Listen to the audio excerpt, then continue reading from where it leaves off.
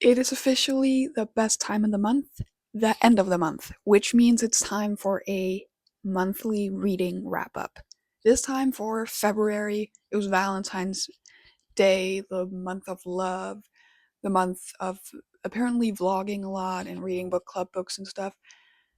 So, most of these books did in fact have their separate vlogs. I will be giving you guys my full review and thoughts in this video, but if you want in-depth, like completely in-depth thoughts and reaction throughout the books, I will make sure to try and link the videos down below. If anything, they're on my profile, and I will mention which videos each one is in.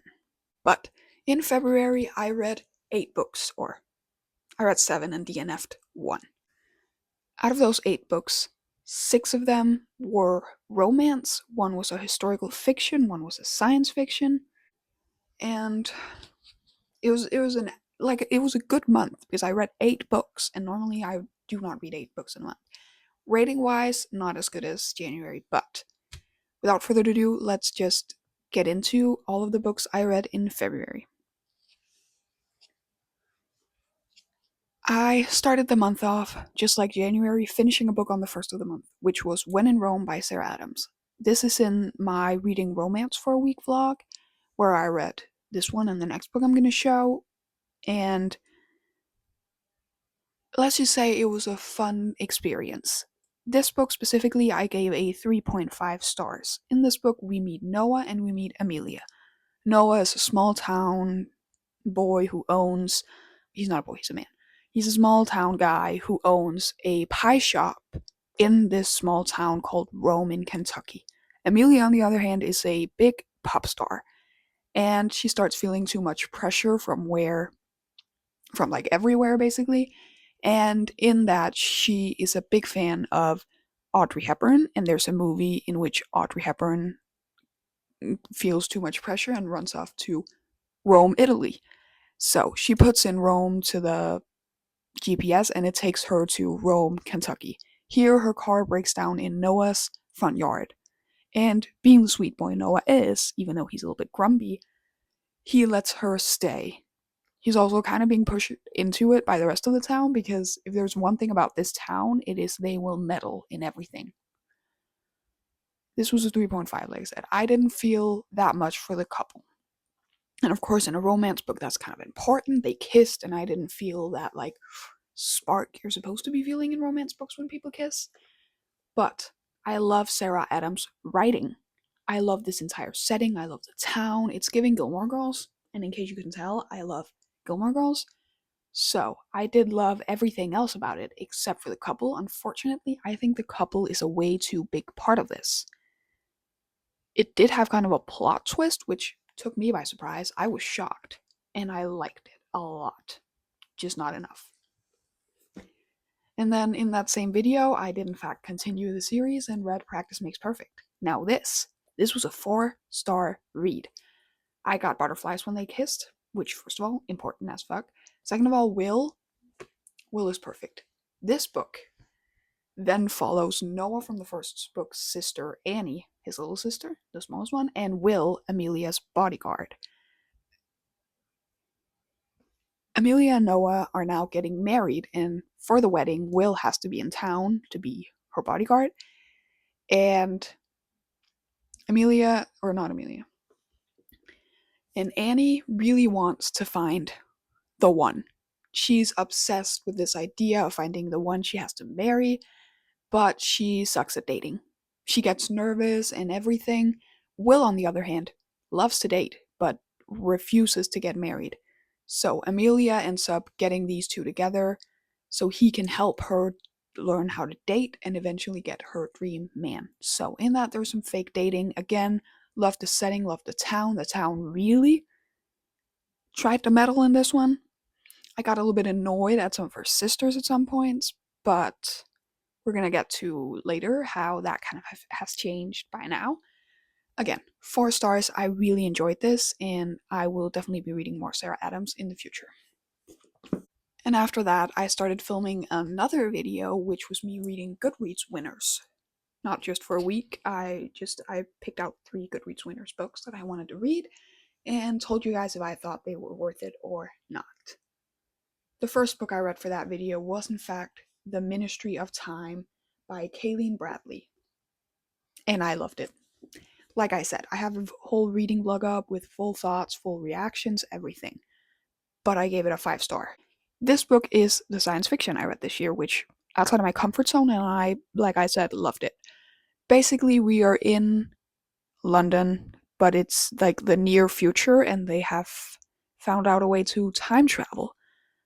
But they're not sure what time travel does. So, to test it out, they take people from back in history who were gonna die anyway, and they pull them to our time, the present.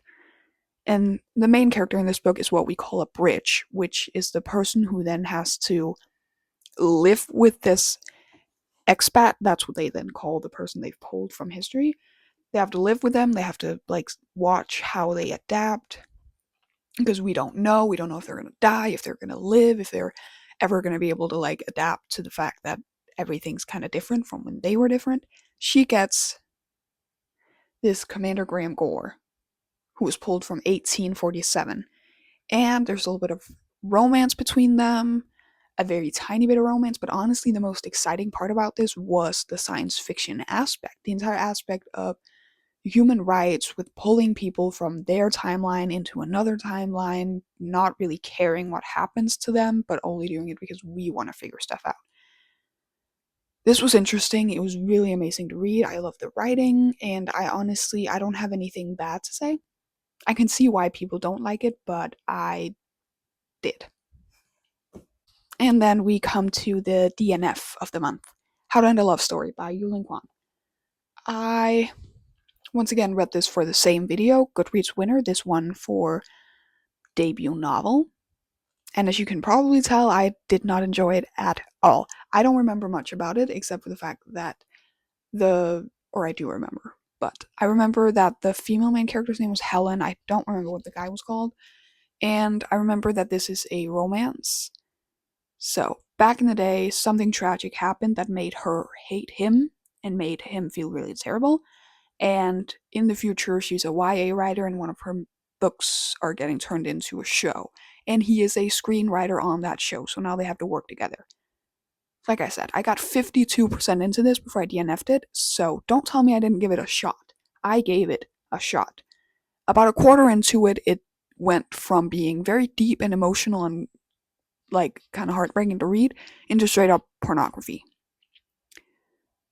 And while I don't mind spice at all, I don't mind it, but if I go into a book, I need to from the start know, or at least it needs to like happen more naturally. This was not naturally. This was like it as switch just flipped and all of a sudden they loved each other and wanted to do it all the time, and I wasn't in the mood to read about that. But I have read other reviews that agreed with me on that, and that is what I stand on for why this was not for me at all. And then, because I couldn't bring another book, I paused reading for that video and then I read one for a book club, which was Longshot by Kennedy Ryan for Madison Kate's Patreon book club. And I've never been this distraught over a book. When I tell you that this book made me have an actual panic attack, I am not kidding. Like lying in bed, not being able to breathe kind of panic attack. And you might be like, oh, well, why would you read it? Because I like to, I don't know. I don't know why I kept reading it, because I didn't hate it. I really actually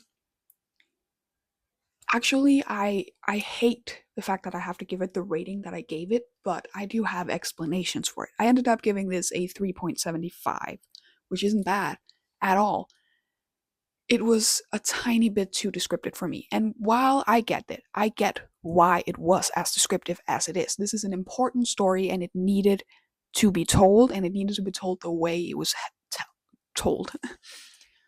But for me personally, I get the story.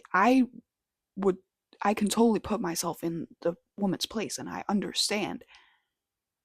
And it was a little bit too much for me. Like I felt it, like I felt like I was getting done all the things she was getting done to her. I haven't even told you guys what this is about. In this book, we follow August and Iris. They meet one night while she's at a bar watching a basketball game. He comes up to her because he is a basketball player, and he's like, talks to her, and they have this amazing night of talking and talking and talking. And in the end, she has to tell him that she has a boyfriend who turns out to be his rival in basketball. Right. In the first half of this book, Iris is with her boyfriend, Caleb, I think his name was. And Caleb is an abusive asshole. And when I say abusive, that's where the description comes into.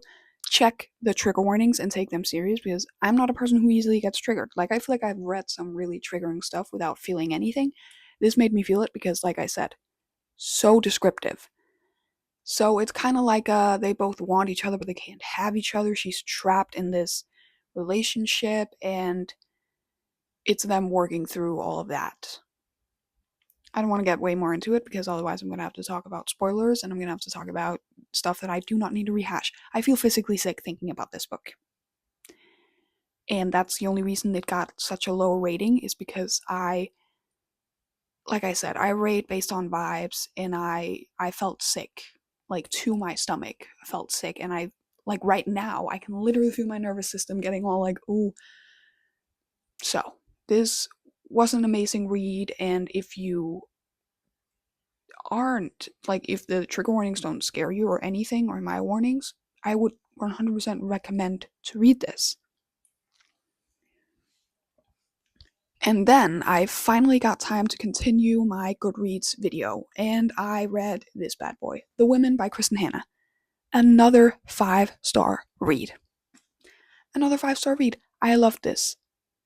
This follows a woman during the Vietnam War. She's a nurse, and she goes to the war, and it follows her time through the war and like all the trauma you get there, and then her coming back and not being treated the way she deserved or what she was hoping for at all, and then her having to like move on from the trauma that she experienced at this war. This was such a beautiful story about female empowerment, friendships, everything.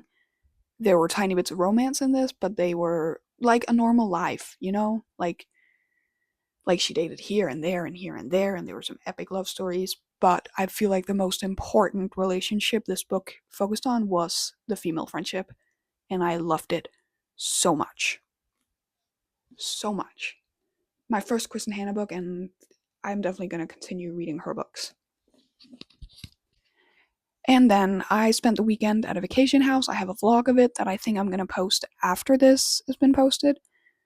But just know that I do have a vlog with my thoughts on this book. But then I went back to a series we talked about earlier where I read Beck Borrower Steal by Sarah Adams. This is in the same universe as When in Rome, Practice Makes Perfect. And in this, we then follow another one of Noah's sisters, Emily, and Jack. They're both teachers, and all of their life, like since high school, they've been kind of nemesis. They fight, they make fun of each other, but they're the kind of nemesis where you know it's been based on love for the entire time. And technically, he's moved away from the town, supposed to get married, but then in the start of the book, he moves back and is suddenly not getting married anymore. And he ends up moving into the house next to her house. So they keep bickering, front and back, front and back.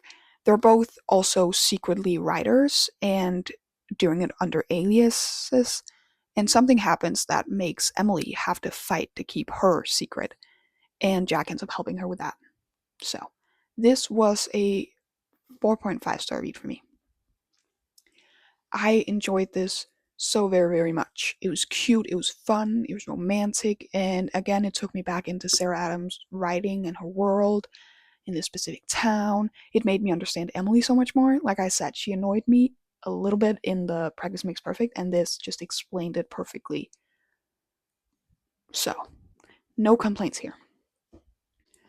And finally, we've made it to the last book of this video, which is the book I finished 2 days ago, I think, which is Still Beating by Jennifer Hartman. The story behind the fact that I even read this is because years ago, after I finished Archer's Voice, I was recommended another book that I was told would remind me so much of Archer and all that entire story, and then I never found it again. Then recently I watched another vlog by another YouTuber where she mentioned this author, and I saw the cover for another book of hers, and I was like, oh, that's the book, which is Lotus, which I do plan on reading, but then looked into Lotus and they said you should read this one first because if you like some of the characters are intertwined and stuff.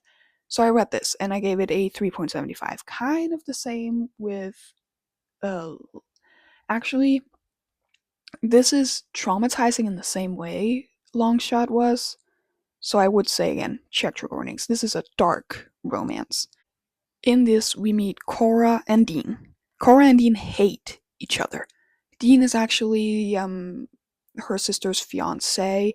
They've hated each other since high school because they keep joking around, they prank each other and annoy each other. So one day they're out partying. Cora ends up alone in the city. She can't get home, so she calls Dean for a ride. And they get kidnapped. They wake up, they're chained to a basement. They endure some incredibly heavy stuff in that basement. They fight for their lives, they get out, and then again, we have to follow them going, like getting over the trauma, going through it, everything. This I also rated a 3.75 stars. And I did that because a part of me didn't care if they ended up together. Like I liked the aspect of getting to read about them getting over their trauma, but in my brain they could have just as well done that separately, and I still think it's a discussion of whether or not they actually loved each other all the time or if they trauma bonded and then convinced themselves that they were in love the entire time. But it was a beautiful story. I liked the writing. I thought it was a very interesting plot. It was traumatizing to read about. But with that said, I did also find it a little bit Wattpad writing, which in my brain doesn't have to be a bad thing. Here it unfortunately was a little bit. But I would definitely recommend it still. I just don't think it was my personal favorite ever. But that was in fact every single book I read in the month of February. I had some amazing reads. I had some of my new favorite 5-star reads. I had some DNFs and kind of middle rating books, and I just all in all had a very good month. So, if you're interested in more in-depth thoughts on some of these books, most of them are, as I pointed out, in videos that have already been posted or will be posted very soon. So, don't forget to subscribe, to stick around, turn on the bell notification so you get notified every single time I post a video. And like the comment if you enjoyed it. Comment down below if you've read any of the books I read this month and what you thought of them. And if you have any books you would recommend me, I always take recommendations. If you have any constructive criticism on how I can do these videos better in the future, anything, comment it down below, like the video, subscribe, do all of that stuff. And I will see you all in the next one.